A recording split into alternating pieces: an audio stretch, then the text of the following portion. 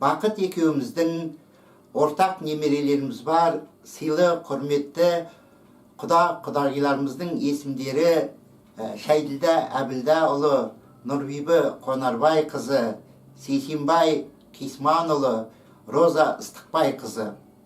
Енді мына қазақта бір жақсы, сондай тамаша, басқа жұртқа өнеге болатындай, тәрбие болатындай қазақта бір тамаша салт дәстүр бар. Ол бірнеше отбасыларға, бірнеше шаңыраққа тармақталып, көбейіп кетіп жатқан құдағилар бірін-бірі сол жақын адамдардай сыйласып, құрметтеп жүре береді. Мысалға айталық, сен бірінші сатылы құдасың, сен екінші, сен үшінші сатылысың деп өйтіп бөлмейді. Барлық сондай тармақталып кетіп жатқан құдағилар бір-біріне жақын болып, сыйлас болып, құрметтеп, сөйтіп жүре береді. Осы Шайділда құдамыздың бірінші құдағиларының есімдері Мұқатай Немеребайұлы және Мейрамгүл Ибраим қызы. Осы ноябрь айының басында Мейрамгүл құдағиымыздың жақсы, сондай қуанышты, мерейлі, мерекелі, берекелі, сондай өте бір тамаша, жақсы мерейтойы, 70 жасқа толған мерейтойы болып өтті. Мен енді осы барлық құдағиларыма арнап ерке сылқым деген күйді орындап беруге тырысайын. Енді мынау алдын ала зарани дейді ғой, енді алдын ала айтып қояйын. Бір жарым қателіктер болса кешіре жатарсыздар. Өйткені мен профессионал кәсіпқой музыкант емеспін, өзім оқытушы, мұғалім, физикпін. Сондықтан ескертіп айтып атқаным ғой енді. Сол енді барлық мен сол сыйлы құдағиларыма арнап осы күйді орындап берейін. Ерке сылқым.